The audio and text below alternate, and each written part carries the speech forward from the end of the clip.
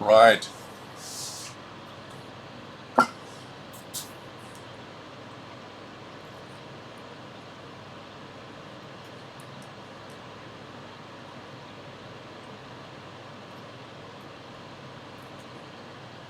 Dang lights.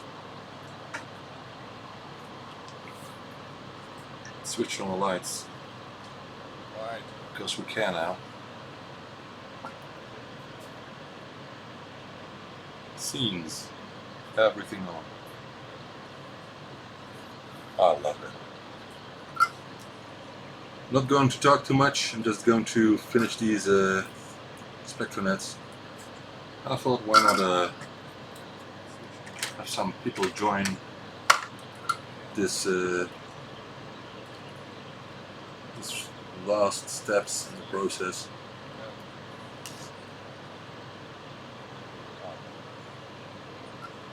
Also, I would like to create more videos on YouTube, so that's another reason. I think there are not too many channels showing retro computer stuff in the making or reviews or something else on a very regular basis. I don't think I'm a YouTuber, but I think I like just creating more videos. You can decide if you like watching these. And I'm one of the people trying out the new YouTube studio.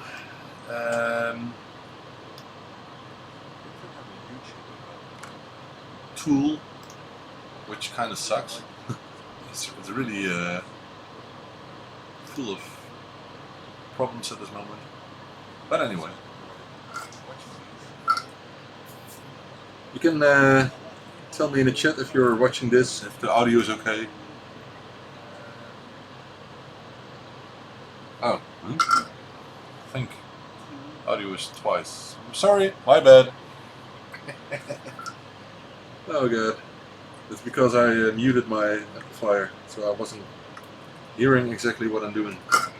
Maybe I should unmute it. Alright, so, problem solved. I mentioned it by watching the microphone or the audio settings in OBS. There should be only one audio track, not two. Sorry for the garbage audio in the beginning.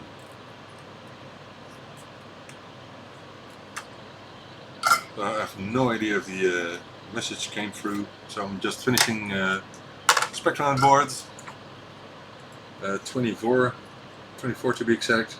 I need about 20.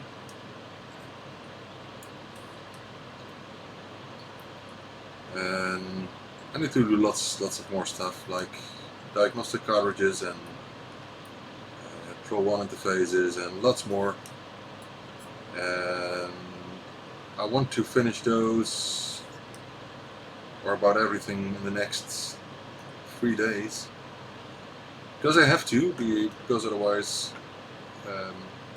it's not very likely anymore that stuff will arrive before Christmas.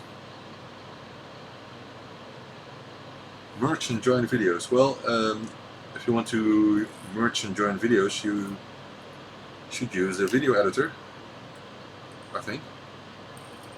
But of course, if you are live streaming to YouTube and you're not recording the stream, then that will be kind of hard. OBS has the option of streaming and recording at the same time, so you can do that. I don't, by the way, because if I'm live streaming, I always think that I have to be careful making mistakes or doing anything crazy. Because it's live, you know, so why editing later on? And fortunately, there are always ways of downloading the videos you put on YouTube, so if it's really needed and you didn't record it, you can always just grab the stream with several download websites or tools even. If you're wondering what kind of solder wire I use, this is lead free. So the boards are completely lead free. That's because I have to. It's no choice, really. No government agency asked me, by the way. It's just that some people in the same business told me I have to. And I still have to read through some documents to find out if I'm completely, how do you call it, if I'm doing my work according to CE standards. So no hazardous substances like lead and more stuff. I might have to check for high frequency radiation and other stuff. I'm not sure, but I don't know if I can do that myself. So I have to read through that.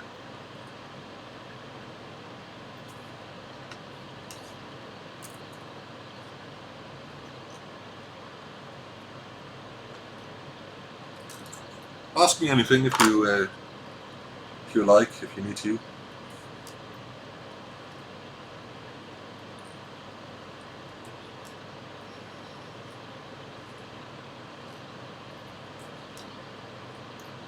And tell me please if you like watching me work, because I could do this more often. It's no problem. I'm sitting here the whole day anyway, so when I put a camera on it, you know. The main issue with live streaming is that I cannot put on any music that I like myself, because videos will get flagged and all kind of shit from YouTube, so I don't like doing that. So I either don't use any music, or I put in ZX Spectrum music, for example. I don't think there's anyone bothering about that.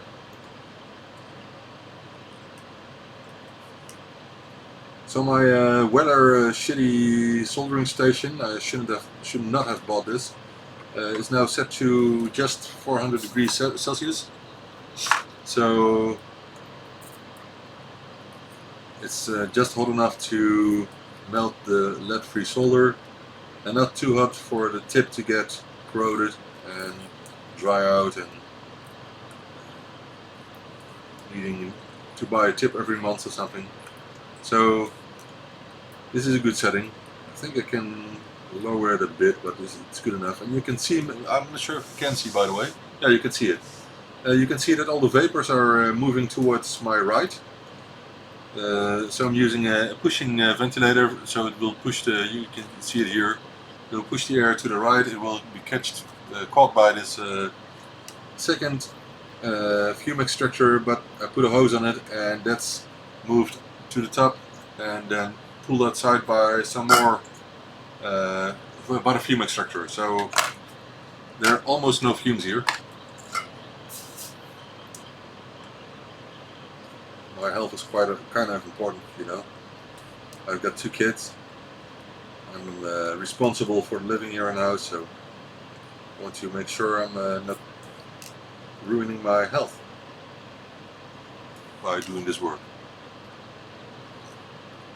Yeah, thank you, HN. This hardware is very nice. The Spectranet is, I think, one of the greatest interfaces from the last 10 years at least. Oh, sorry, it was LRT sensor. I thought I read HN, but something else. So Spectranet is a genius invention, if I can call that. Not only because it's an Ethernet interface. It's not hard to create an interface that connects a Spectrum to an Ethernet cable, but the software and the support and things like the TNFS server that runs on Windows, Apple and Linux, the server-side software, the whole package is just unbelievably well developed and complete. And even from BASIC, there's a great API, so you can do lots of things from BASIC. So it's very, how do you call it, accessible for many users. And we're just getting started. So if these are finished, I made 84 of these. I think Dylan made 150 or something like that, or more. I'm not sure. But these are. I'm now until number 83, but there's an 84 in here somewhere. And I'm sure I will make lots more, but so it's a completely new side of the ZX Spectrum that people haven't discovered yet, and it's really great. Okay, we'll stream more often then. Thank you. For me, it's one way. Streaming live or making more videos is, for me, is one way to keep in contact with people. I'm an autist, so I don't like to take phone calls and other stuff. Really it takes a lot of energy from me, brain energy. But I like doing live streams. It fits me better than phone calls and chatting, you know, that sort of thing. So for me, it's a way to kind of keep in contact with you and with you all. Facebook is another way. Email is well, and personal messages, by the way, as well. They cost me a lot of energy as well, mental energy, because I need to switch to a specific way of communication with some people about some topics every day. For my feeling, it costs me a lot of energy, and it's not a big problem. It's just it costs me more time than just putting on the soldering iron and getting stuff done, you know.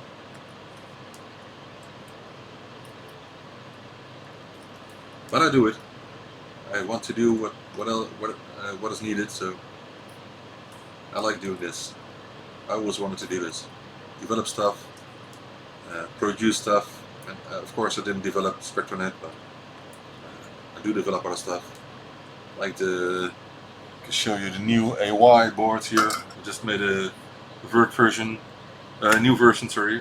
Now I have a version with the 8910. I had a version for the 8912 AY chips, but I want another version that will fit the bigger chip, which is a lot cheaper than the 8912. But the boards do exactly the same. So it's just that I wanted to have this version so I can get the cheaper chips. But I need some feedback from someone to find out if you can hear some audio differences, because I think lots of the 8910 chips are clones or something else. I'm not sure. I heard some differences in audio, and I want to know from someone else if he can hear them as well. Maybe it's not an issue at all. And why didn't I do one board with the two combined? That's something you may ask. Well, it's quite simple. If you put two sockets on the same board, a lot of extra tracks are needed on the board, and it's too complex for this surface. So you need to increase the surface, or you need to get to 4 layers or something. I didn't want to do that. I wanted to keep the interface as small as possible, so hence I chose to have just 2 boards, and the boards are cheap, man. So that's not the issue. Also, I'm getting sponsored by GLC PCB. So where I got these from. These are not sponsored at this moment, but because I bought these. But they're my new sponsor, so in the future videos I will mention them, and I will mention that they're my sponsor for the video. So that's quite cool to have my first sponsor. I hope to get more in the future, of course, because it's a great way of getting this business from the ground. I love it a lot. I was even thinking this morning about maybe getting someone to edit videos and to shoot some videos from time to time, because that takes a lot of time, and I think there are lots of people who are capable of doing that. Of course, when you edit videos, you can have lots of specific wishes, you know, but I think if someone has some experience, then there will be plenty of people being capable of doing that for me. So maybe I will do that. I'm not sure. I can ask my wife to shoot the videos, maybe. But editing the videos is time consuming.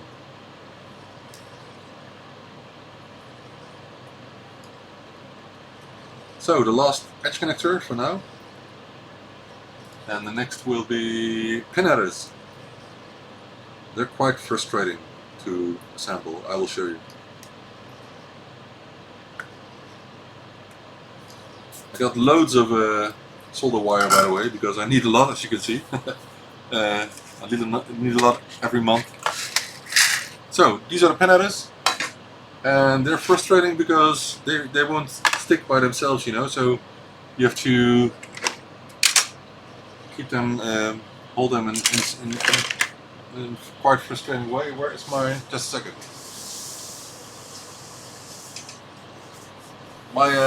My side cutter got broke a couple of months ago, so I ordered some new ones on eBay. It is another side cutter. This is just a simple cutting tool, but I use a side cutter because I don't have anything else at this moment. So there are a couple of reasons why these pin headers are a pain to assemble. So for one, I need to cut away one pin, then I have to hold them. And now you may ask, what the hell are you doing? Why are you not putting them on top? It's a good question, and that's because of the case I designed. Oh. As you can see, it's a pain to solder them because they have to be straight on the board, on the back of the board, and it's quite hard.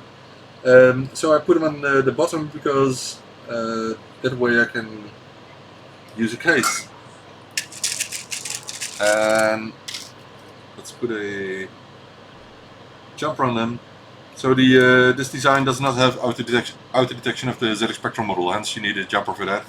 And the other two are to disable or enable the software, the firmware. For example, if you need to upgrade the firmware. So I need to cut a lot of these pins, and it's a pain if the side cutter is one like this because it's not a side cutter. So that will take some time, and I just have to do it, you know.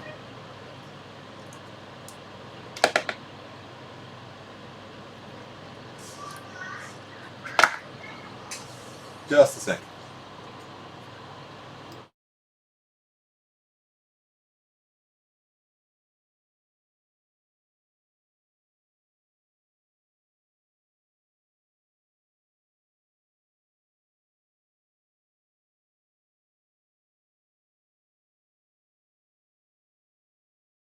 Right, I'm back. Test one. Just checking the volume. Right, it's a bit louder than it was a second ago. My daughter just arrived, so I had to tell her that it was streaming.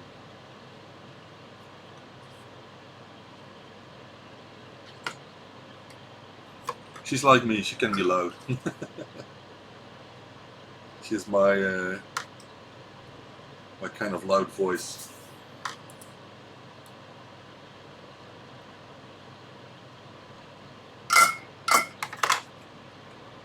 Alright. Disable, enable.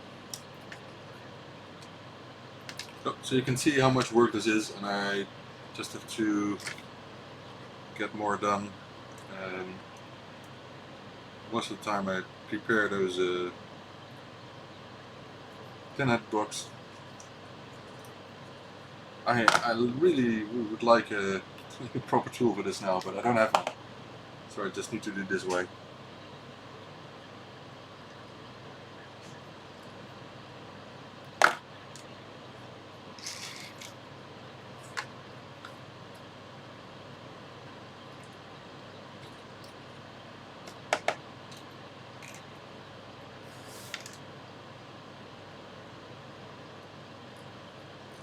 Maybe I shouldn't order these tools in China, you know. It takes too much time.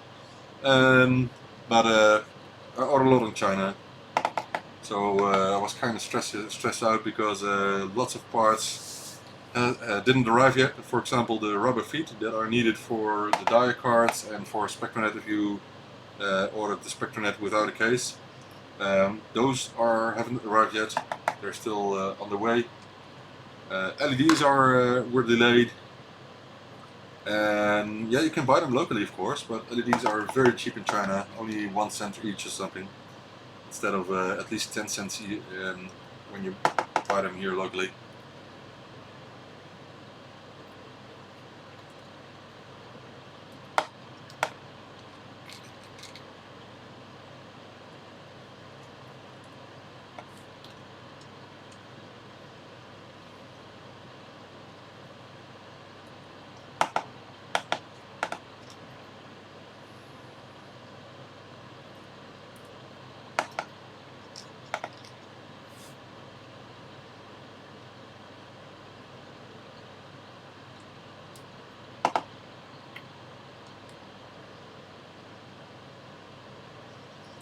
Should I invite people from Facebook and Twitter? Maybe. Just threw on the camera, so I didn't put anything on social media. Let's just do it. Takes only a sec. To Twitter.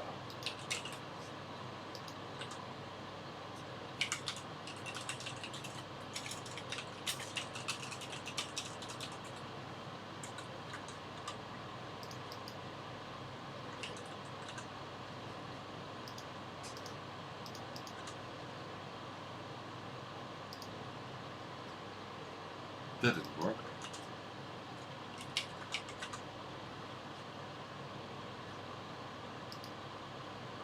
Oh, now it works. Sorry. Delete.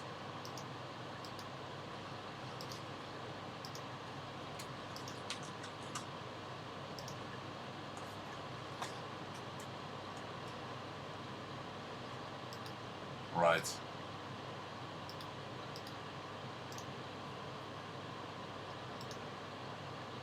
And finishing means, of course, that they need to be tested still, so we're not done yet.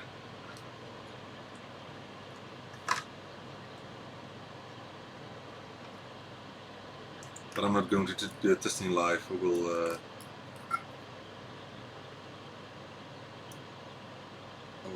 will just do it the easy way.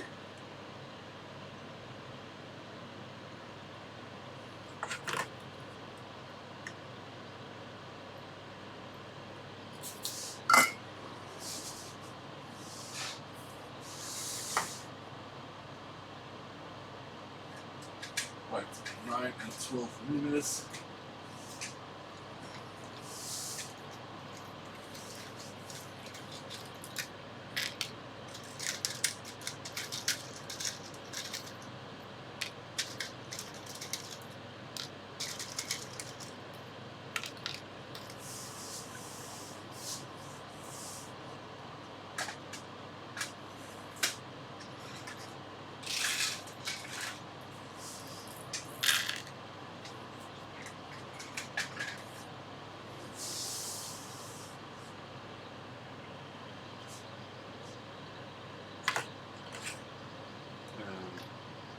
So I've got two types of buttons here. One is longer than the other. It's because we have two types of cases. So we have cases with an opening for the RJ45 connector. I think it looks awesome, but some people don't want to see that. So I also created some cases that are a bit higher, so they cover the RJ45 connector. So, and also those need just a bit more space, the closed ones, for the edge connector. Otherwise, the case will touch the ZX Spectrum too much. So hence I put a sticker. So these are different, quite a little different, just a little bit.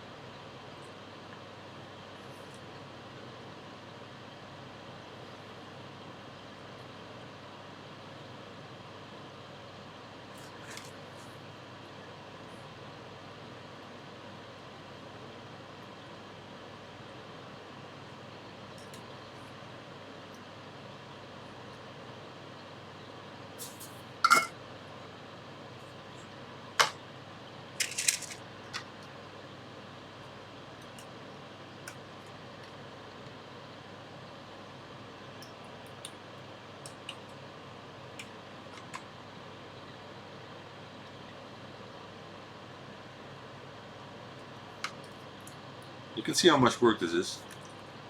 And of course, just putting them on top the pinettes would be slightly easier, not that much. Still some work, and I guess that every assembly company will put them in by hand.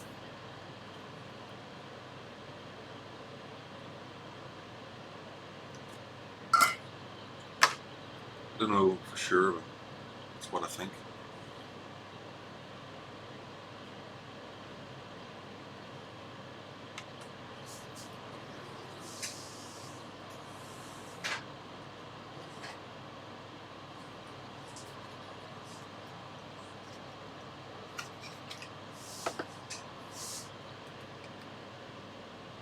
Yep, just checking if I'm doing it correctly.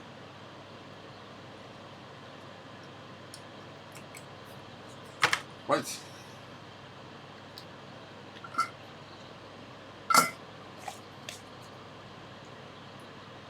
So then you ask, why didn't you change the design instead of doing all that manual custom stuff? Well, that's because this wasn't my design, and I'm not using the software that Smith used. I used Eagle. I don't know what he used.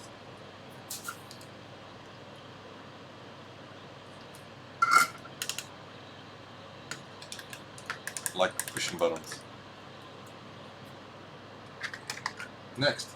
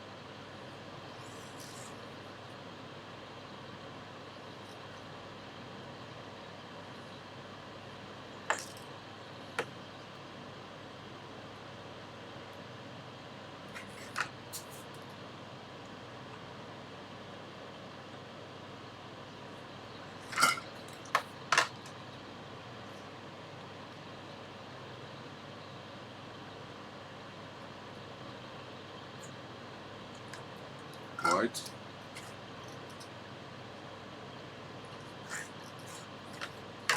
Oh.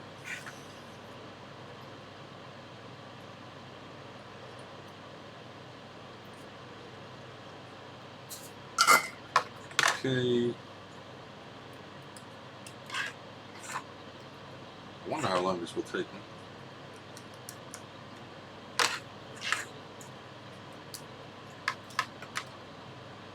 Probably a while, an hour or so.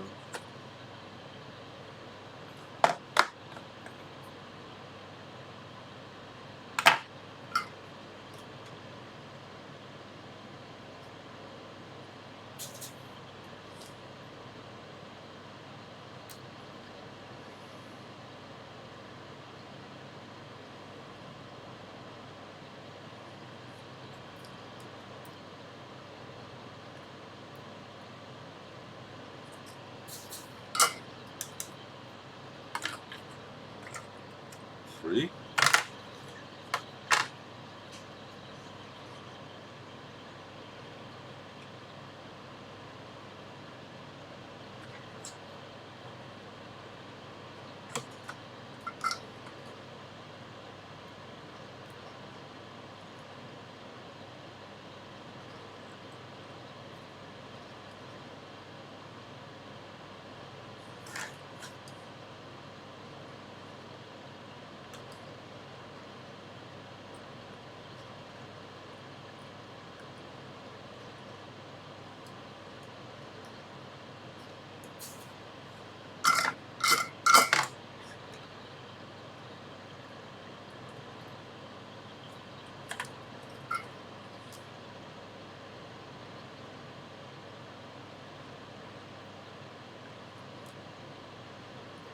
So I have some ideas to work on when it comes to the Spectranet. One of the things I need to know in general is there a way to have two people with Spectranets communicate with each other and for a game something. If you have a game that has a multiplayer feature, if you can make it that the two players can or more can play with each other without the need to put anything on a server. So that's what I'm curious of. So only peer-to-peer, but they have to be able to find each other, you know. So that's what I want to know. We have to find out if that's possible, because if it's possible, then people could write games as simple as they can be, and two players could just play it with one-on-one, one-to-one, without needing some technical, advanced, complex stuff. I would like to know that. What way we have for that. There's already, I think, a communication tool where you can chat with each other, but I'm not sure if you need to know a IP address from someone, for example.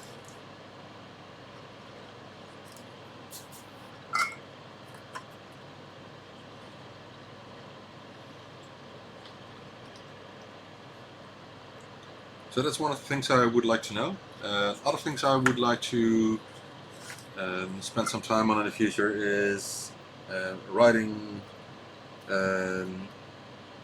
something like an adventure where you can follow or simulate my work. That's what I was thinking of, and you can be me, and you can play the adventure online. So you need to be connected to get through all kinds of areas, and it would be cool if you are able to, for example,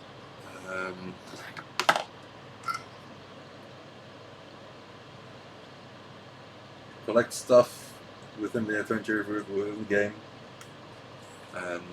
and maybe even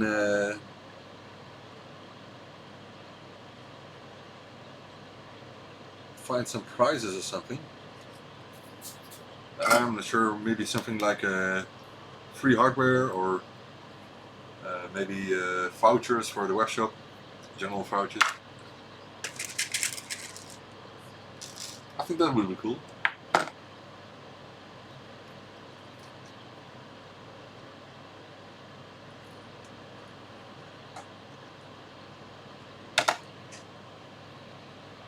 And the good thing about Spectranet is that you can use a file system on a TNFS server. So you just use some space on your Linux or Windows machine. Of course, always have to make sure that you set up the folder authorization in a way that no one else can write files or something, you know. But anyway, you can use a file system on your Windows machine or something else where you store loads of graphical and maybe audio stuff that you can use in games. So there are almost no limits for writing games or other stuff when you're using Spectranet with TNFS. So even with an SD card interface and a DFMC or something else, you're still limited to the size of the card, of course. But with TNFS you're only limited to the size of your partition on your hard drive or SSD that you're using in your Windows machine or Linux. So there are lots of new possibilities with that. So online games, there's no need of downloading something. It's just you connect to the TNFS server, and you run the software that's on there. You don't need to download it, and of course you're downloading a file when you're opening it. But I mean, you don't have to download anything in front. I think it's cool. So I think there will be games with loads of levels and graphics, and what I like personally is photos. Photos where you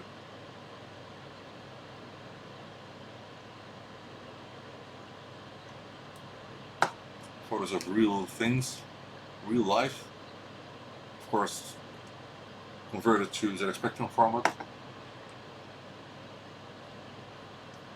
And if you're using a ZX HD or ULA Plus, then you can have them in 64 color. So loads of ideas.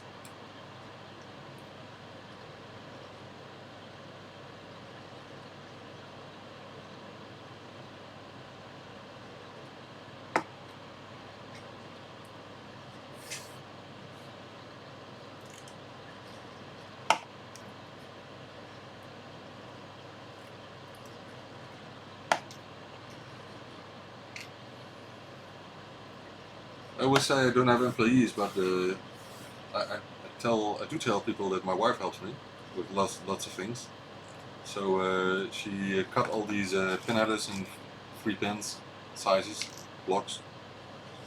But I could ask her to cut these pins if I had a real side cutter instead of this cutting tool.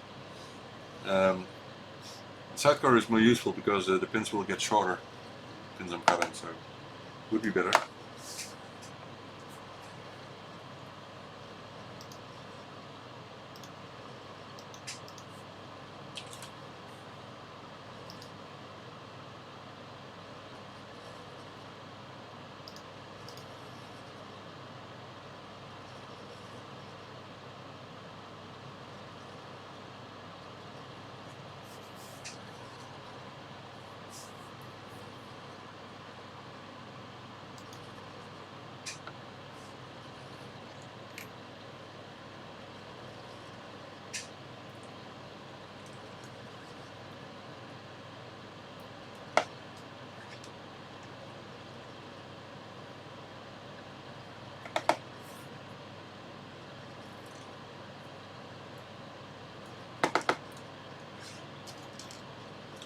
So I'm quite sure that all these Spectranets will arrive before Christmas, and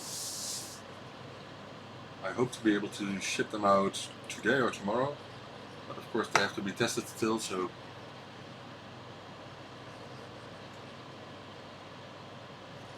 I'm not worried about the quality, because the pick and place machine does a really nice job, but of course I still have to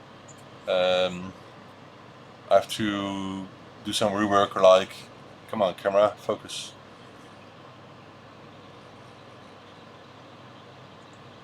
Yeah, you can do it. I always have to check if all the fine pitch chips are okay, if there are no solder bridges, and you can see here that it seems there are solder bridges, but this is by design. So some of the pads on the board are connected to each other,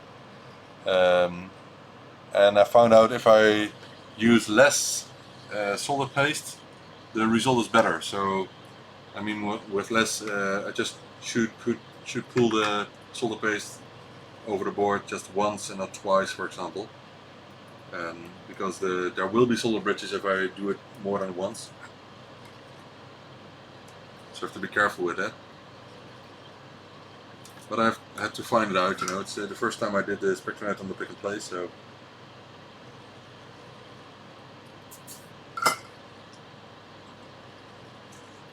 Most important is that it speeds up the production by a lot. So it's completely set up now for Spectranet, the production line. Still have to add some more interfaces to pick and place machine configuration. But for now I want to have the best selling ones first, so I can save some time and invest that in other stuff.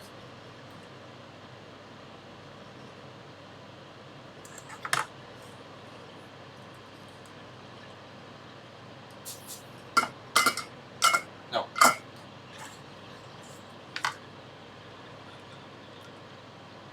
Oh.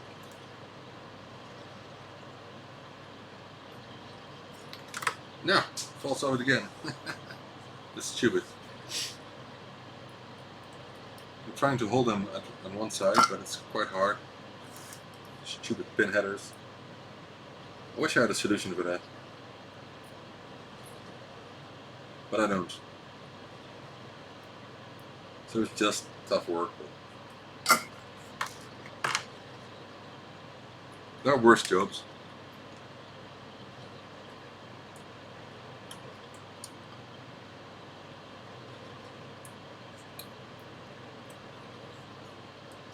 Alright.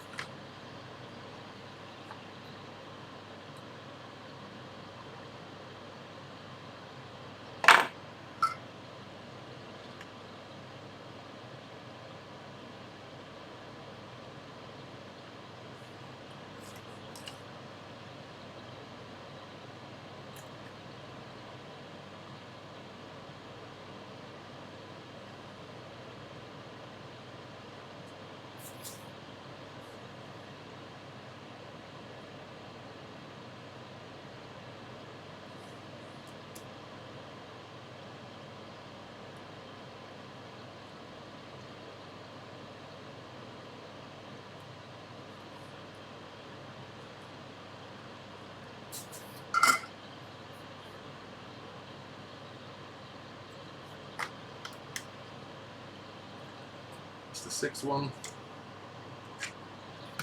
We're getting there. It's a bit boring, I know.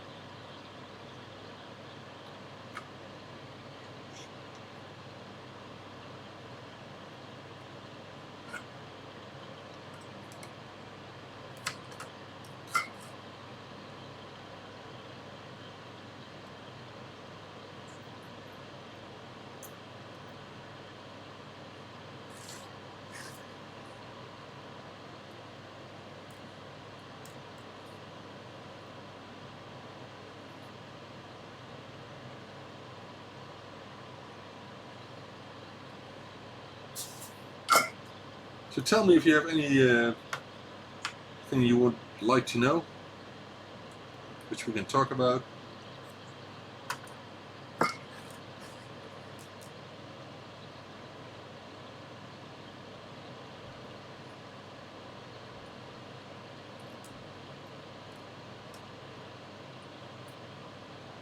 I really need to put in a lot of time in making hardware, because I'm getting lots of orders every day, and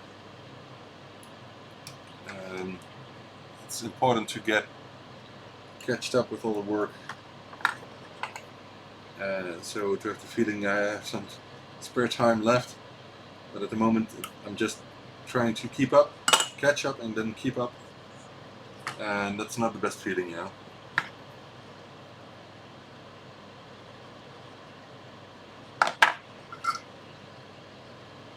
And I do think about employees, but finding people to do this work, I don't think it's easy.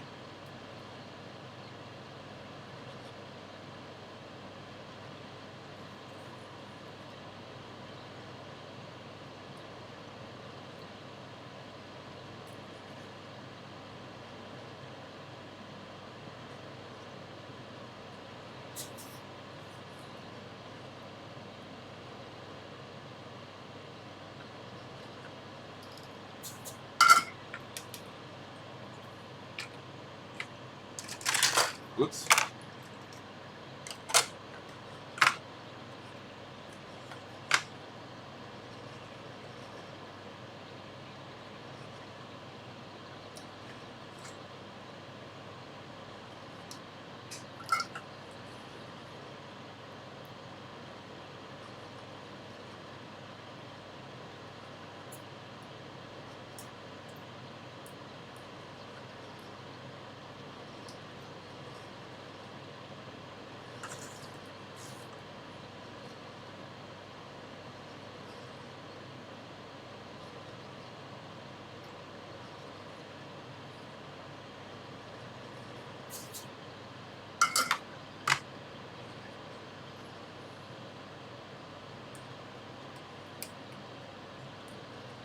Right.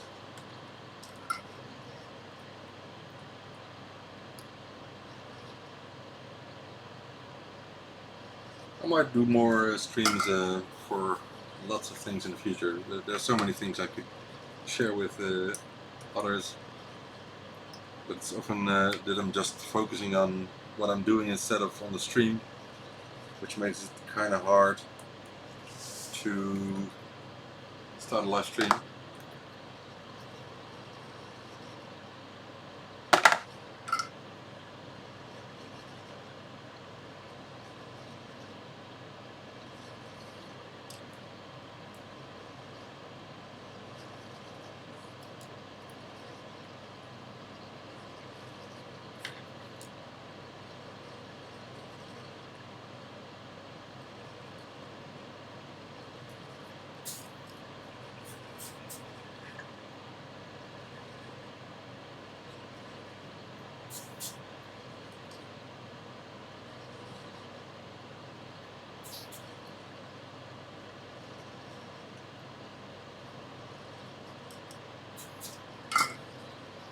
Right, we're getting there.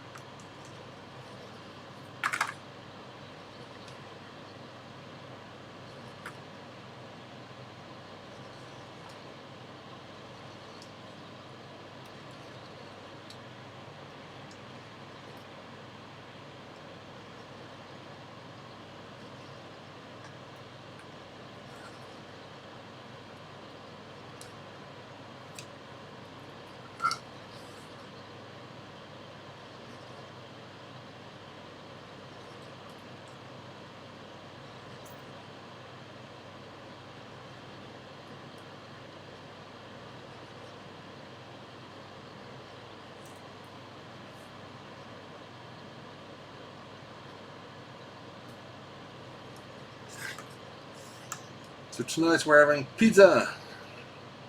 My son loves pizza, so it's his choice.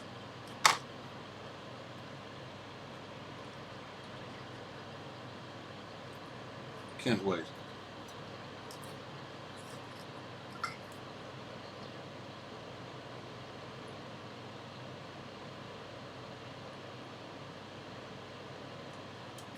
And of course, Mandalorian. But I thought, I'm not sure, was it this week that they did an episode on Wednesday instead of Friday from the Mandalorian? I forgot. Or was it next week? I don't know. I heard something about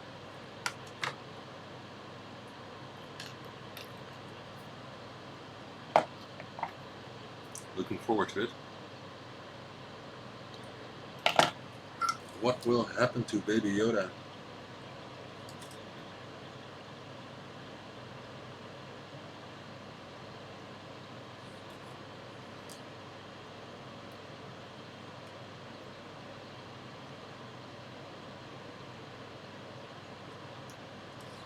And then in just over a week, the new Star Wars movie, which I'm not entirely sure if it will be a success, but we'll see. A lot of rumors. But I want to see it anyway. With my son. He likes Star Wars. I hope I raised him well. Oh.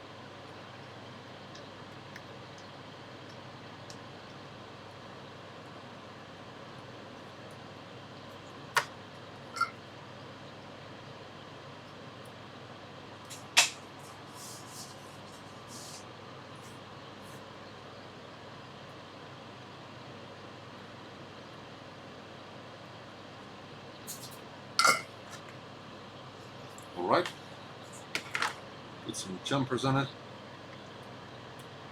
So I think we're about halfway now.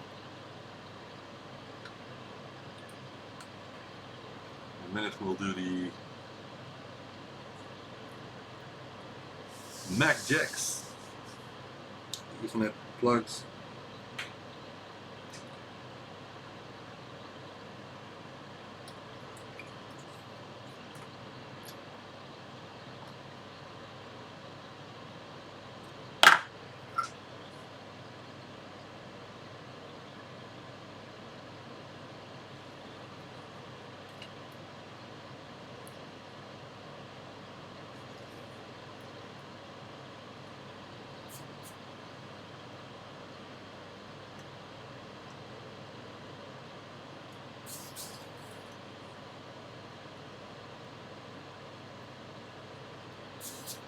Right.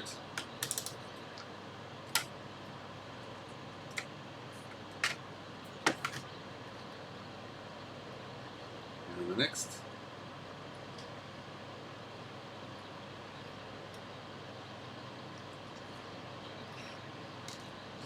Need to cut some more pin headers. These are all the same. I need some mirrored.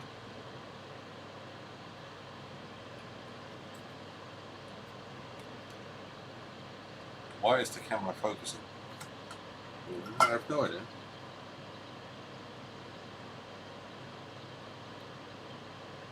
I still wonder if I can get this camera to 4K, because it is a 4K camera, and I haven't get it to output over 2K, 4040p. So I still wonder if the camera is able to do that. And the cable that's included is a USB 3 cable, but I was wondering maybe it's USB 3.0 something. This is the camera, it's not the newest one, but it might just be I need a cable that's capable of throughputing a bit higher bit rate, and I'm still wondering if that's possible at least 30 frames per second, you know.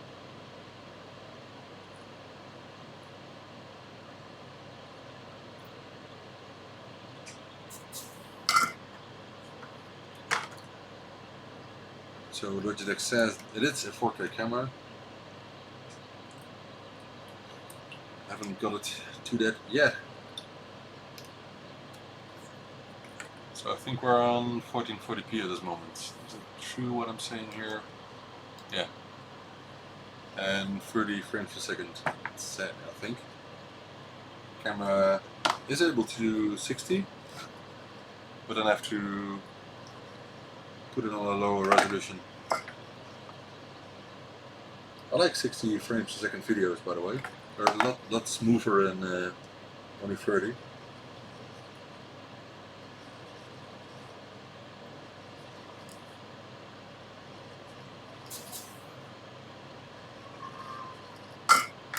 Right, another one.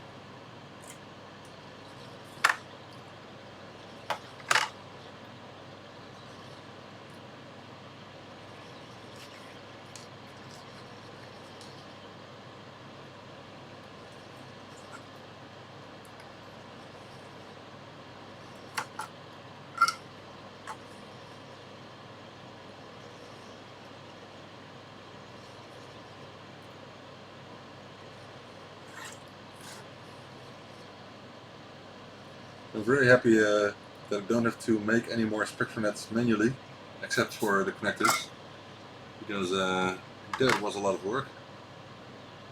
It's a big relief to see all the small SMD parts getting placed by the machine.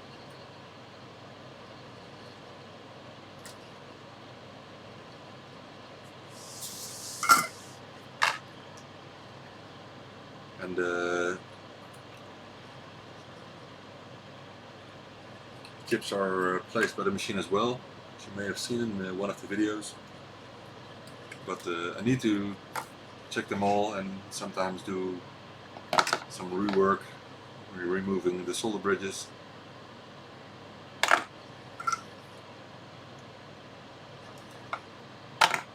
But it's a couple of minutes per board, so that's not too much.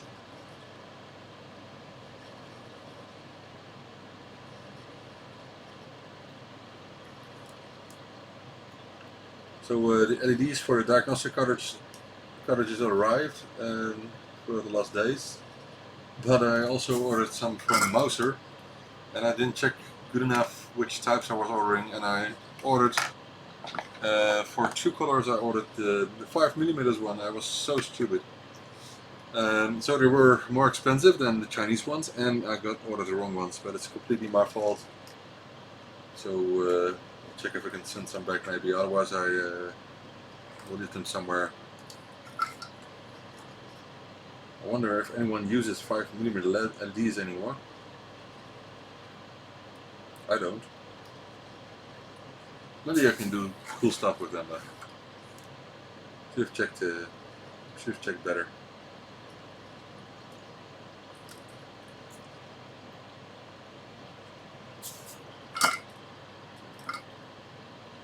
Right, next one.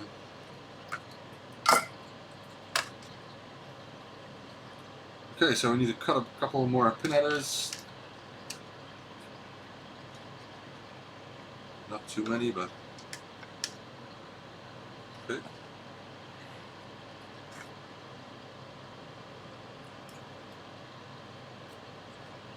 Ask me anything, guys. If you have a burning question keeping you busy for months, if it concerns me, and even if it doesn't concern me, then you can try.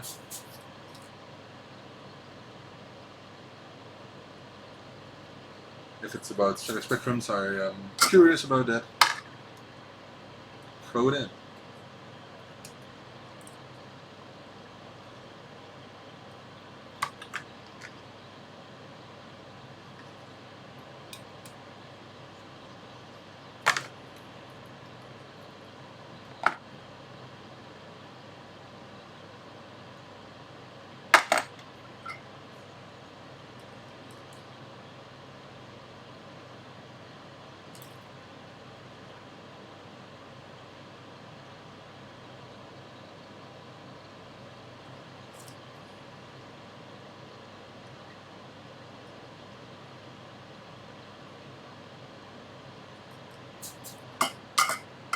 Oops.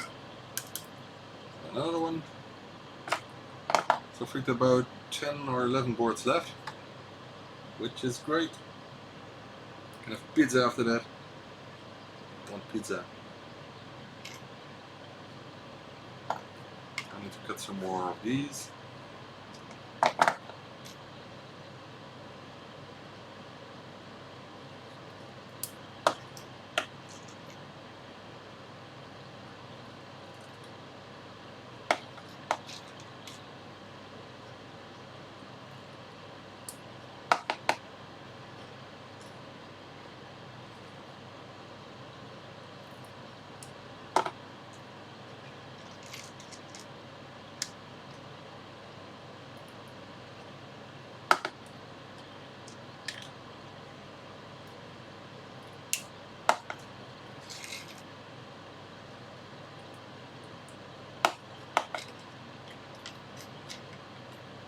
Oh, dropped another one.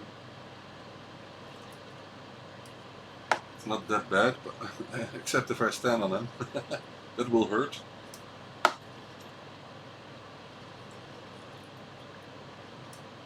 Let me just get them to the floor to avoid injuries.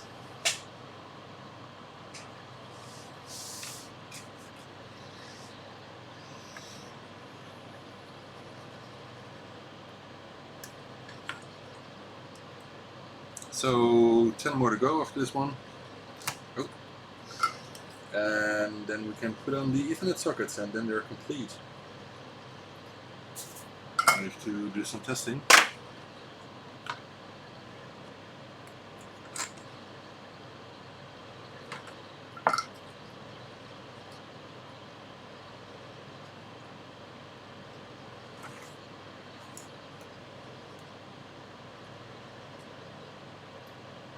So anyone got some plans to work with ZX Spectrums this weekend? Do something? Let me know. And please don't say, yeah, I'm waiting for a Spectranet interface. Of course you're allowed to say that, but I hope you still have something else you can do in the meantime.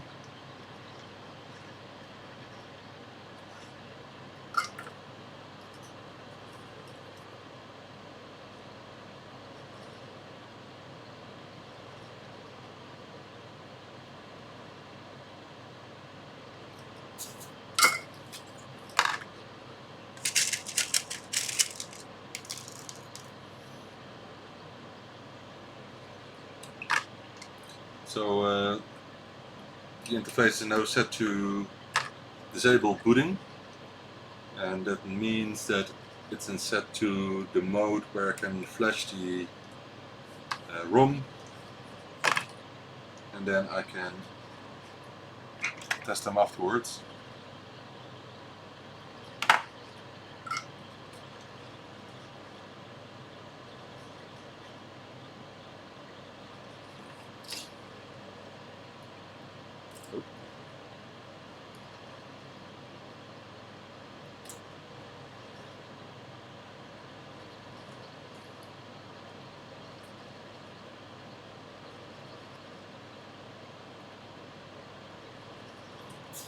I'm also thinking about what more videos I could do in the future for this channel. I like doing live videos, but or might there be other things I can do when I'm doing a live stream, for example, but still help me with getting my work done, of course, but because there's so much to do. No, don't fire up a Commodore 64.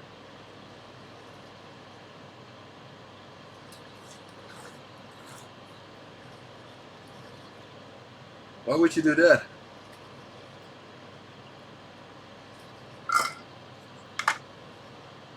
Break from the Specky. I never had a break from the Specky.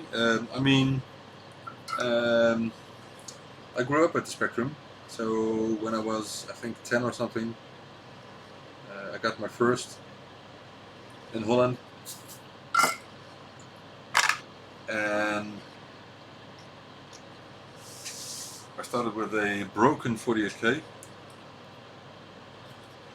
I've told the story lots of times. So it got struck by lightning. I'm not joking. Before I got it, by the way.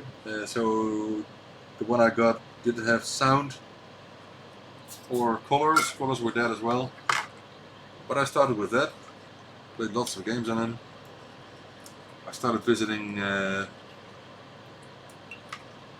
meetings, which was very nice. And there was one person there who did repairs. Albert Hoekman was his name. I wonder how he is. He was a lot older than me. I was a kid back then. I was 12 or something. And he repaired my 48K Spectrum back then. So after that, I got colors. I remember I was getting coffee for him because he was working on my Spectrum in Houten near Utrecht. Anyway, and after a couple of years I got a toast rack, a real toast rack, long before they got so much wanted. Although, like in the days, I think they were wanted as well, because it's just one of the best machines, toast rack, if you ask me.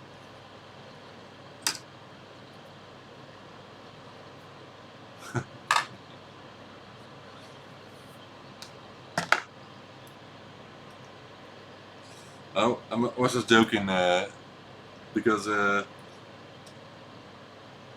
into all kinds of 8-bit machines. It's not a big deal. And I even am planning on working on hardware for other machines as well in the future. So not only ZX Spectrums, but I will get into ZX80 and ZX81 add-ons soon, because I'm starting to produce the ZXpand interface in the beginning of 2020. Also, I would like to work on QLs, Sinclair QLs. It's not the biggest community, but still have a lot of them in the storage, and I want to work on them and be able to refurbish them. And then I want to expand my work to other brands as well.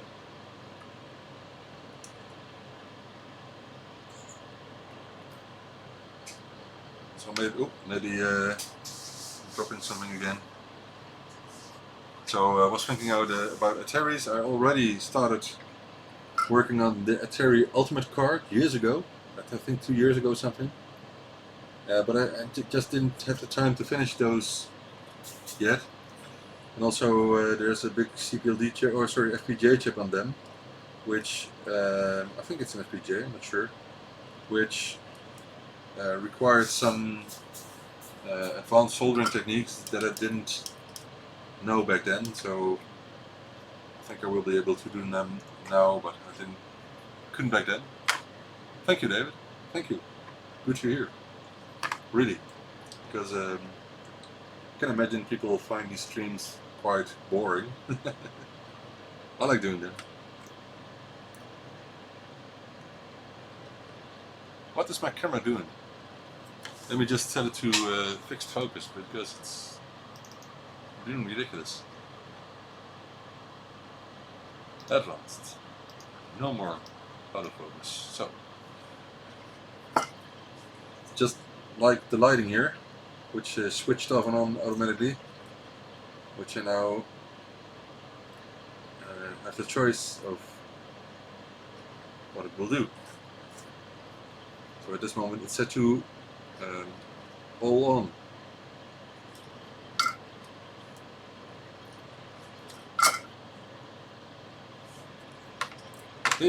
Would you guys like it when I do a live stream of putting some red, green, blue and yellow LED strips underneath the tables on the wall, which I will switch on by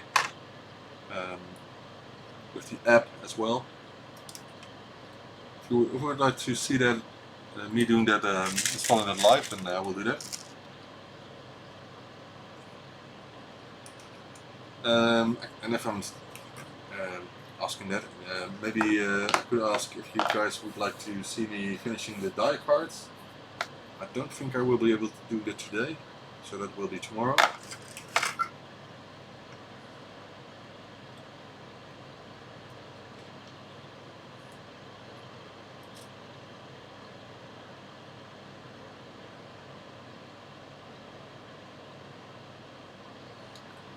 But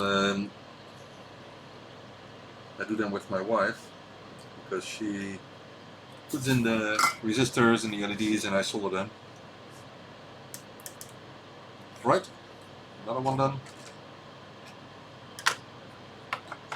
We're almost there. I think there are 7 left. It's getting quite cold here, by the way. It's almost freezing outside, and my window is open because of the extraction hood.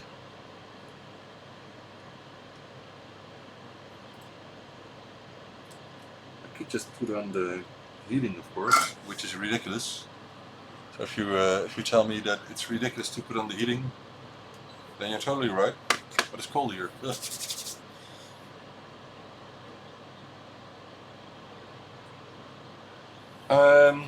The Spectrum model I like the most. Well, that's still the toast rack. For a couple of reasons, by the way. So that might be interesting. Maybe not. Maybe it is.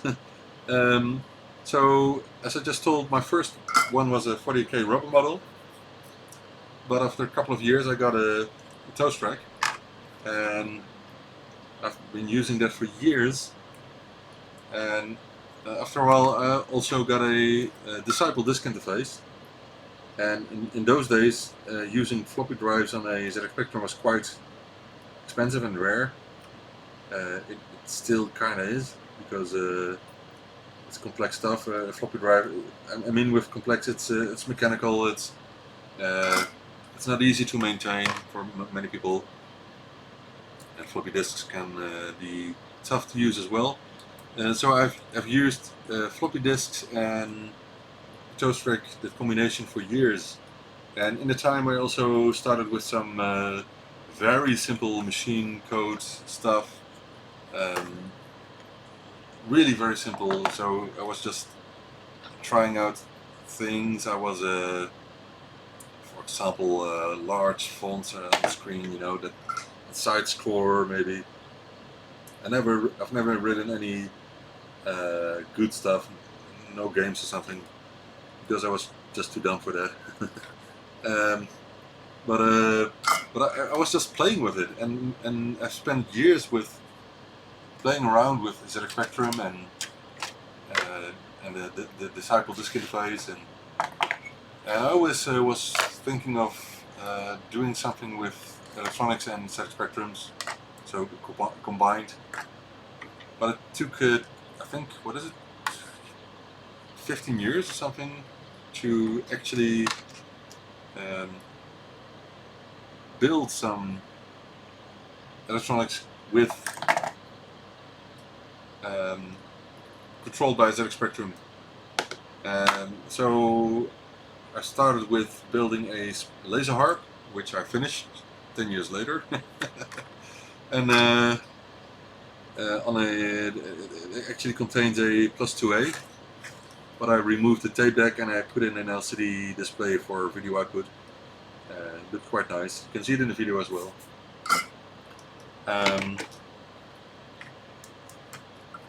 And what else did I do? Well, I do all kinds of stuff which is controlled by ZX Spectrum. You can also say that all this stuff is controlled by ZX Spectrum, of course, but I didn't develop the Spectranet, so that's not my work. It's Dylan Smith's work. But I like doing that. For example, one of the videos I did recently, 2 months ago, something like that, was programming or driving a RGB LED strip from a ZX Spectrum directly. And I started trying it out by writing some basic routines, but basic is just not fast enough for putting out data to a RGB strip. It needs a minimum data stream, which is a lot faster. But I managed to do that in machine code. So I wrote machine code to output data to the strip. But still it's not finished. I need to do a lot more of that. I also like experimenting on the Specky breadboard. It's a very cool thing to just plug in a generic experimentation interface, if I can call it that. And maybe there should be a default I/O expansion for that, like an I/O a port decoder. So for example, if I often use port 251 because that's the port used by the ZX printer and other stuff. So it's kind of reserved for that purpose, and it's compatible with different C interfaces, so I can run the software from that. So I like to drive hardware from the Spectrum or other machines, but I do prefer the Spectrum because it's so simple to use. Even doing something on Arduino or something, you need a lot more for that. I can work on a Spectrum, I can program everything and save everything directly. You can develop on it quite fast, you know. So I like doing that. And it all started with the toast track, I think. So the 48K Spectrum I mainly use for playing games with my brother. We played a lot of cool games. What was the name of the game that you sail on the sea, and you have to board other ships, conquer the stuff. It was one of the games I played a lot with my brother, and I also played Bruce Lee a lot with him. Really cool game. It's a really cool multiplayer game. You really should experience the coolness of Jet Li. Sorry, Bruce Lee. Bruce Lee. Cool guy. So for me, the toast track has lots of cool memories from the past. Games I played, demos I run. The sound chip is something that adds a lot of feeling to the machine, of course. Specialness. Oh, I'm doing it wrong. I should use the other.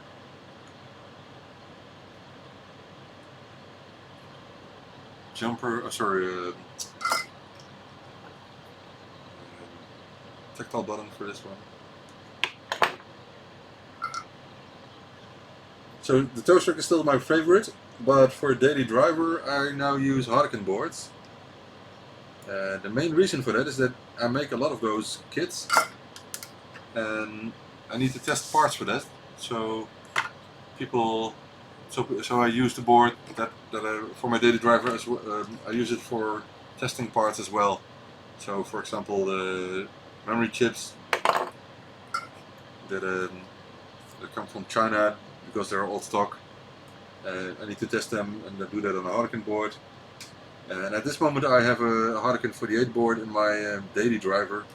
So I'm going to use that to program the Spectranet interface as well.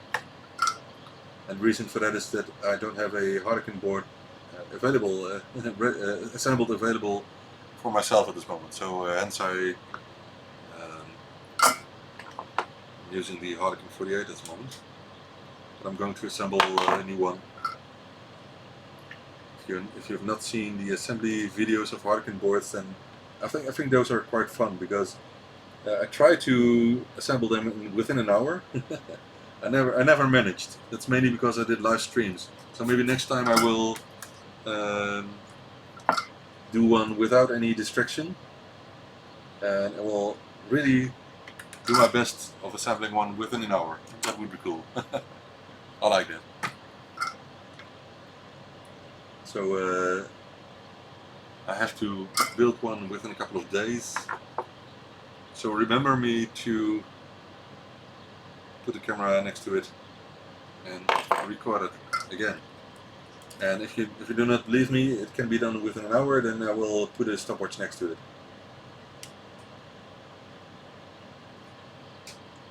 I like those challenges. I like doing Harken board within an hour.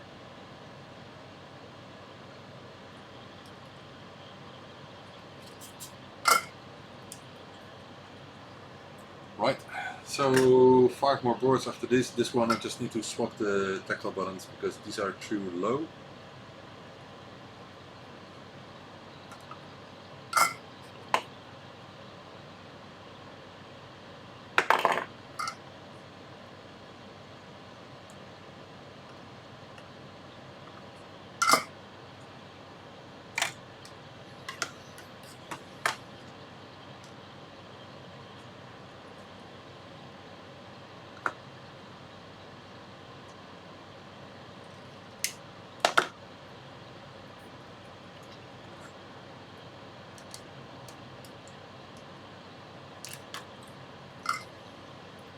So the next days I'm going to finish the diagnostic cartridges. I need to do another Pro 1 batch.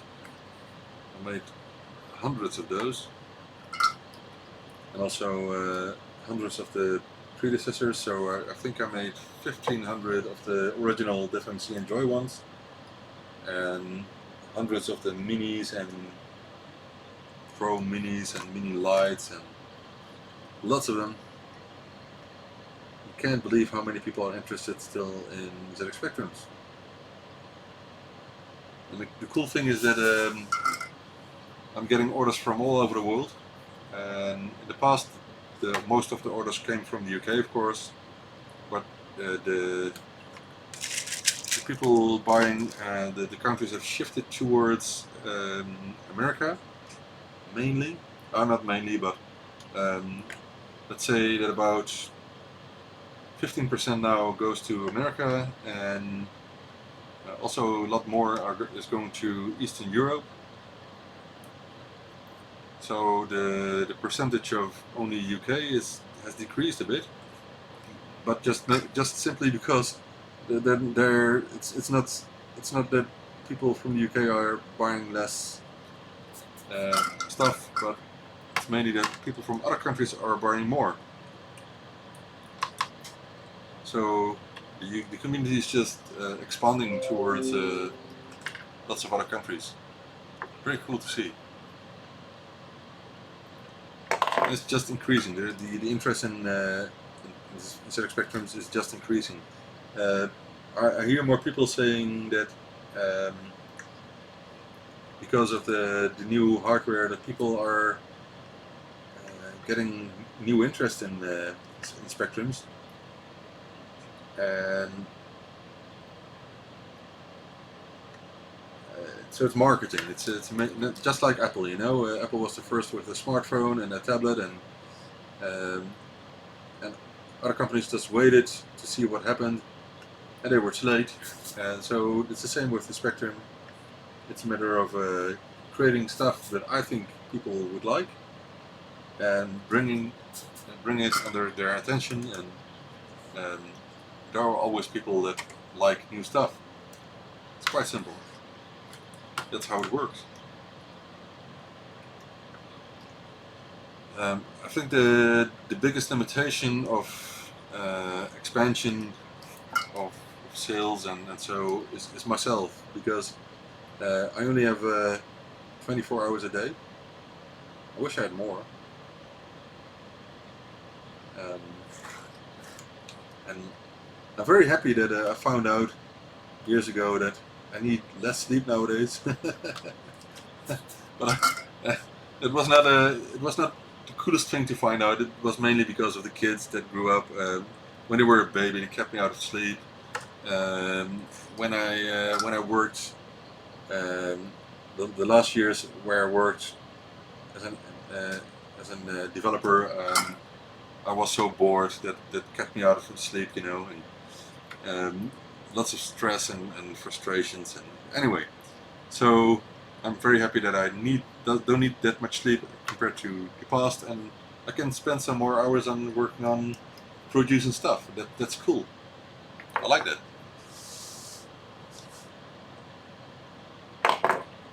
I wish my life was a bit more relaxed, but it's not.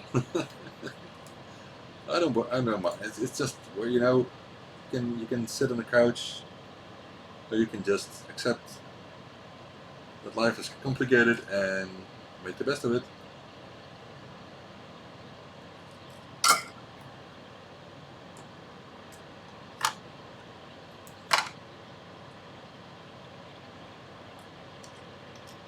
But it's not simple at all.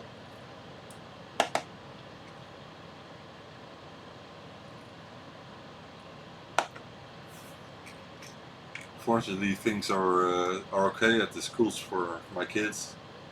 So last night I went to the school of my son with him for information about his next school, and it's cool to see that he's developing his own mind about what he wants to do. I think it's important because, for example, my mother always did lots of things for us. I have 3 brothers and a sister, if you need to know, and she always did things like finances and other stuff, even when I was 16, 17. But what I think is important for your kids is to learn them how they can do that themselves. And there are so many parents that try to parent their kids, which is good of course, but please teach them to learn how to work with money, how to work, how to balance your income and your expenses, and not to just spend money and discover you don't have that much. I never did, by the way. I remember that when I got married 16 years ago, that I told someone that I was really worried about if I ever would have money for a holiday, for example. And the person told me, well, don't worry, man, next year you will go on holiday. So I really didn't believe her back then, but she was right. So next year we were in Turkey for a week. It was really nice. It wasn't the best holiday ever, but it was nice. And it's just about hard work, keeping your hand on your wallet from time to time, and not spending money too much. And in 2004, I did my first attempt at doing some business.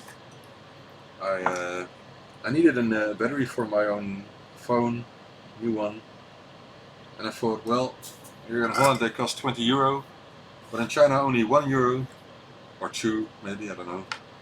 So if I buy 10, I have one for myself, and I can sell the other 9, and I will make some profit as well.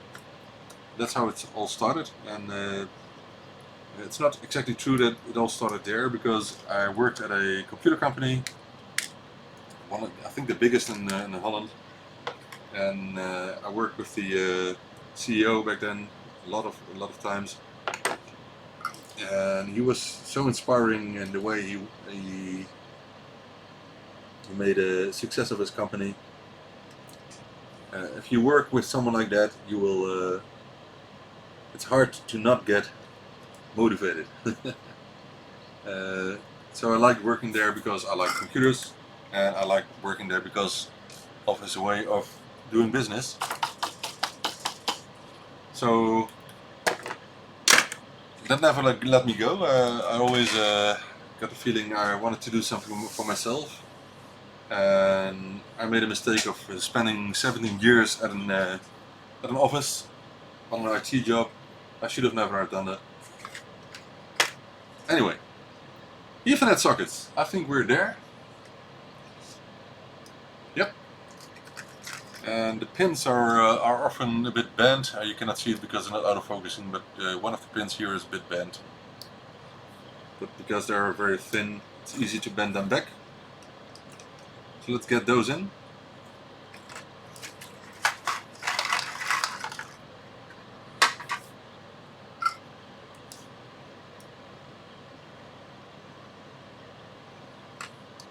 There are some people, I'm now 43, and there's some people that I would like to meet again to see how they are, and to share what I've done, and I'm curious what they're doing after such a while. For example, the CEO from that company, and also one of the managers that I worked with on my IT job. I heard he got to Thailand, and he opened a bar there, so that's cool. I'm not going to Thailand, maybe with my wife, but I've got 2 kids now, so it's not the best choice at this moment. I would like to go to the Bahamas, or maybe to something like California or something in the summer, something like that. I would like that.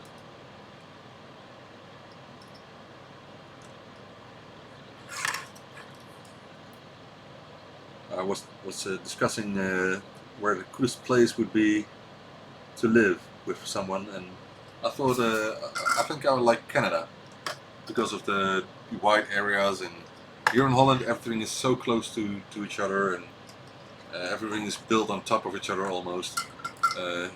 cannot walk in your backyard without minding neighbors, you know. But it's completely different in other countries. So I told him I would like to live in Canada, and he told me no, or he didn't say no. He said I would want to live in California because I told him that I would like Canada because of the mountains and you can go skiing and all kinds of stuff. And he said, yeah, you can do that in California as well, but you can also get surfing there. So we agreed that in the future we will we'll both move to California. Anyway, cool stuff.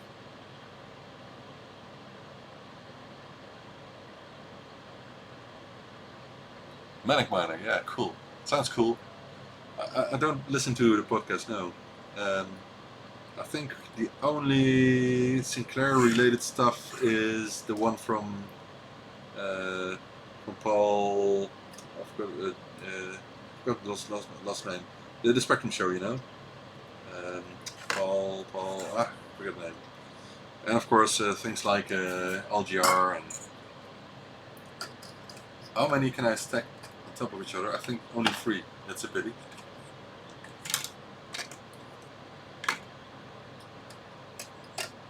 I still want to promote something from Ukraine, which is a game competition, but new games then, which looks quite cool. There was a competition there, and lots of new stuff was written in a couple of weeks or something.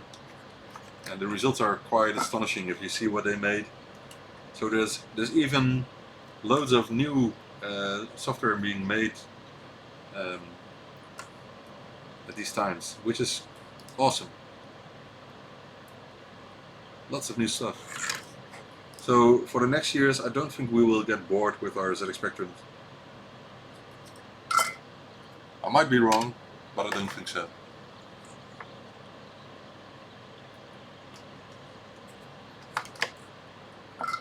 I have plenty of ideas, so if you're into new hardware, then I have plenty of ideas.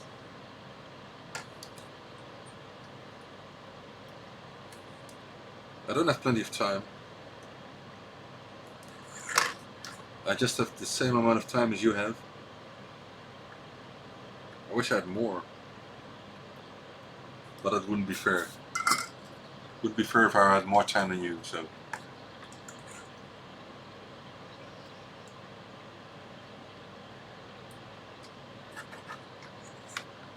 I could pay for time, maybe, by hiring employees. But again, I think it's too complex for my business because of the specific niche stuff. As I said, I'd better hire someone for video editing than hiring someone for assembling hardware. But you never know.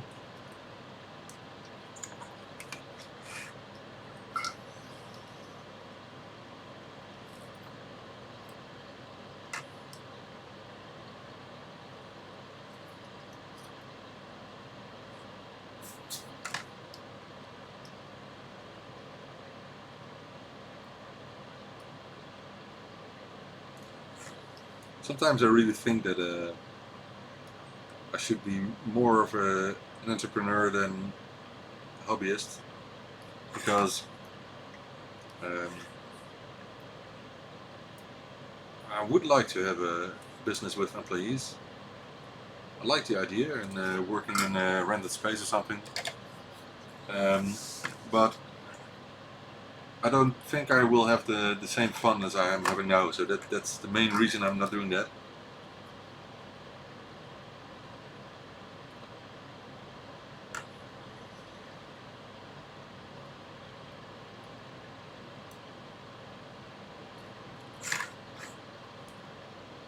It's the same thing for me as not just being a company that buys and sells goods. I like to produce them myself, and if I would just buy and sell stuff, I think I will be very bored. My brain does not allow me to do too simple of a work.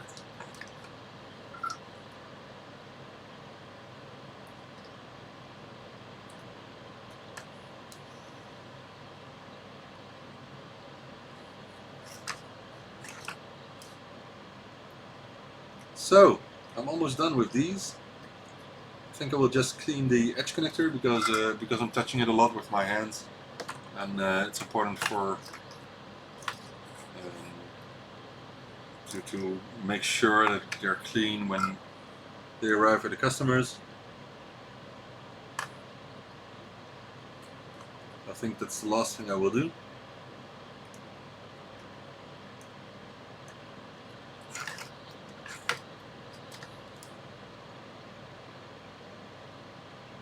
It's very strange that I hate repeating stuff, but I don't hate producing hardware. I really hate repeating stuff. Like, for example, if I pick something up here in the attic,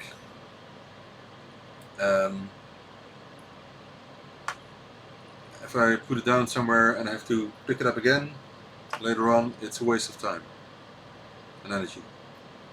Or if I have to do, well, for example, dishes. I hate doing dishes because you have to do the same every day.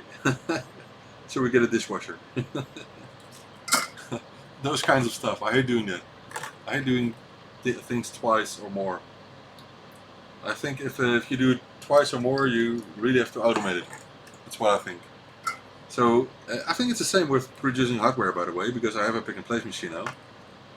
But of course that's only interesting when you make, let's say, more than 100 pieces of the same product. And if the product can be made automatically or partially automatically, then the pick and place machine is interesting.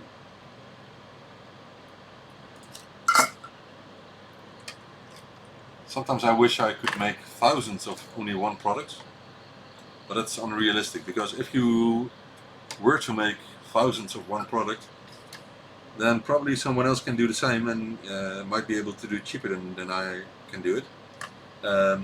And maybe not cheaper, but for example, not put any names here, but the other guys that made a FMC interface, they thought that they needed to how do you say that? Be very aggressive in their marketing, very negative, and I don't think that's the way of doing that. But anyway, it's a free market. You can do whatever you want, no problem at all. It's just that I do this for a living, and I like to make money for that. I need to pay the bills. I like to keep in contact with the community. I like to be positive with everyone. That's what I do. So there's no reason of being negative towards any other entrepreneur. But if you start insulting me, then don't expect me to be positive to you anymore. But I'm not being negative, I'm just saying I'm not being positive. But I will never curse to another person or company. I'll just leave them as they are. I'm not getting into contact with them anymore.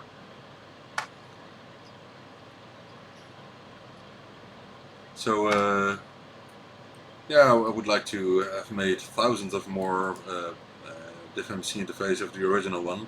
But the good thing of the competition is that I learn from every single instance of competition. If someone competes with me, then I always think it's an opportunity for me to increase the quality of my product or features or something else, I don't know. So I learn from them. If they add new features, then it's very, very simple. If they can do it, I can do it. So try me. Do it. The best thing I like is getting in contact with other entrepreneurs and working with them. That's the best thing I like. Working with them. Get feedback for products that I make already. That's the best thing I like about competition, if you can call it that. If you're working with them, it's not really competition anymore. So for example, I do offer membranes in my web shop. ZX Spectrum keyboard membranes, but I really like to get people ordering them at other companies because it's not a core business for me, and I just need them because people ask if I have them to combine with orders, and if they can combine them, then often they're cheaper. For them, they're cheaper than just buying some products from me and some products from some other company, because I can combine shipping, you know. So that's the main reason that I have them in the web shop, not for competition. I don't like to compete with them. And to be honest, it might change in the future if I decide to also start offering, for example, I don't know, I don't want to say it.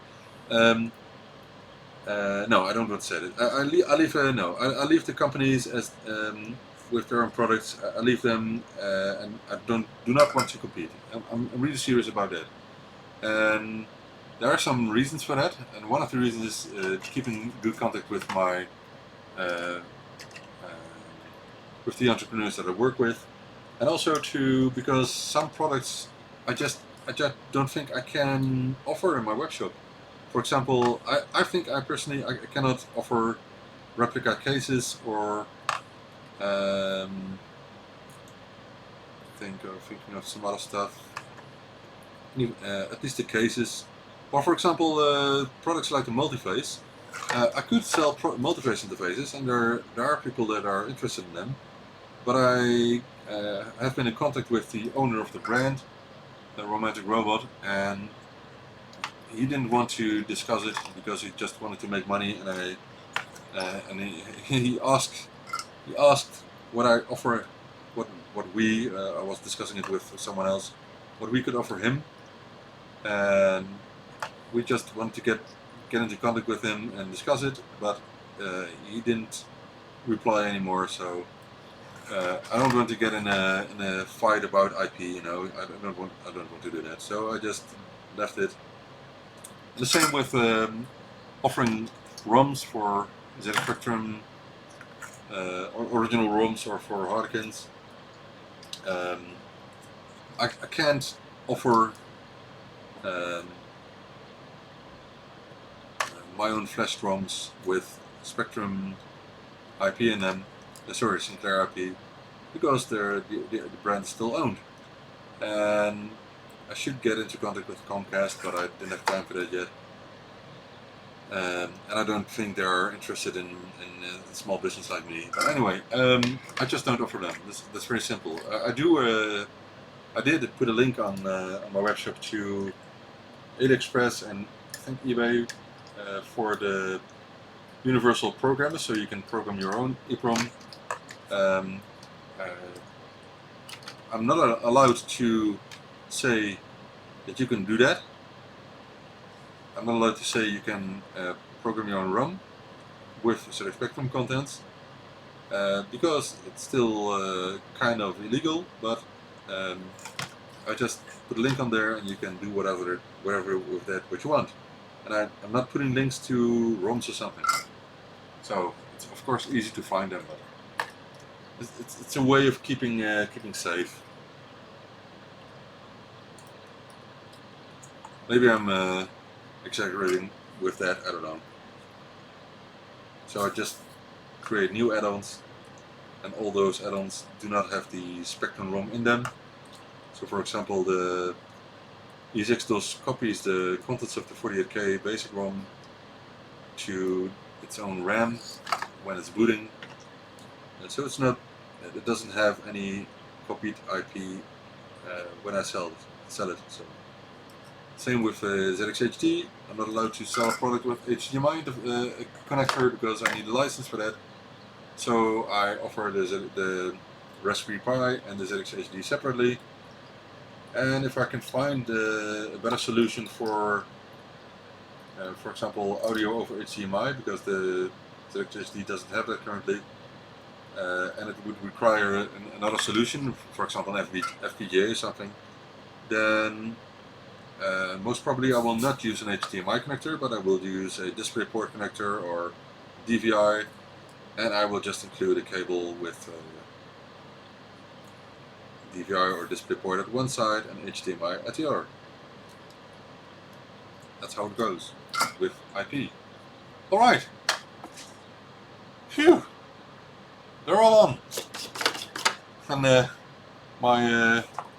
I'm not sure now if I can show it.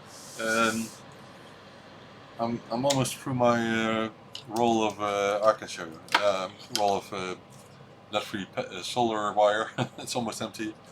So, last thing I'm going to do now, before pizza, is clean the throughput edge connectors. I think we're done with the soldering of these, so they're fully soldered. So just some quick cleaning. I don't think they're that dirty, but just something it's good to do.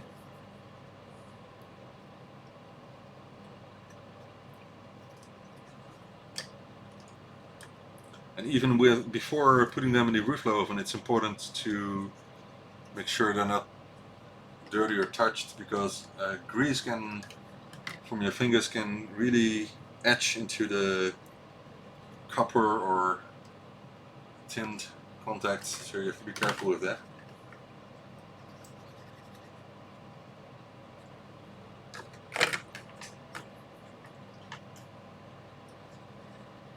So I really hope I can test these today, and I made a couple more than I need for this batch.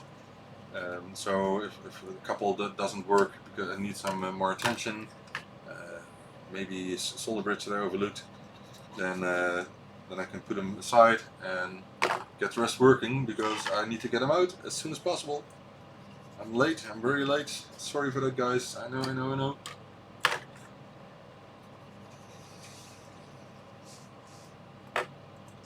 But this was really the biggest challenge for me until now, since I started Byte Light in 2013, I think, or was it 15? I'm not sure. I have to check.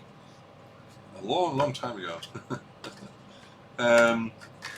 This was the biggest challenge, getting the Spectranet on the pick and place machine. So, man, a year ago the pick and place machine arrived, and it took quite a lot of time to start using it.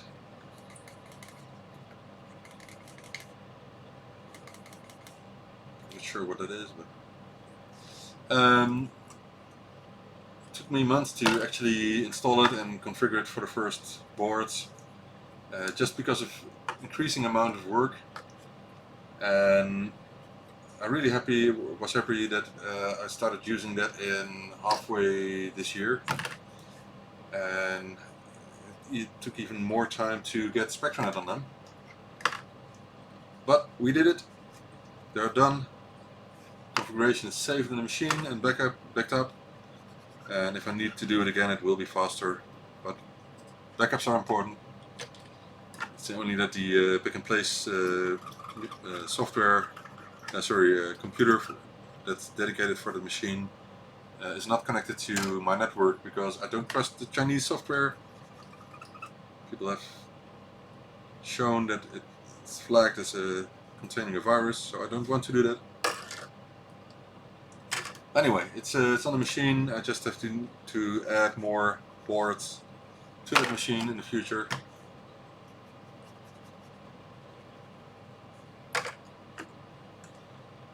But for now, I think I'm very happy that I can say that the biggest hurdle of this year has passed, because these Spectranets are ready. Of course they need a case, but first I have to test them and get them fully working. So testing means flashing the CPLD chip, then flashing the ROM. So the CPLD will be done on a Windows computer with a USB cable connected to 5 volts of the board. So I can flash the CPLD, then I will do the EEPROM on a ZX Spectrum with DivMC connected, so I can load up the software quite quickly. And then I'm going to do basic configuration of the Spectranet interface, so setting up DHCP, MAC address, some other settings like the default TNFS server. Hey Peter, good afternoon. And when that's done, I will do some tests, basic tests, like connecting to my own TNFS server and maybe some others. And if that works and there are no problems anymore, and the MI button works and the LEDs work, then I can put them in a case, if the case is ordered. Otherwise, I will put them in an anti-static bag and box them and put a label on them.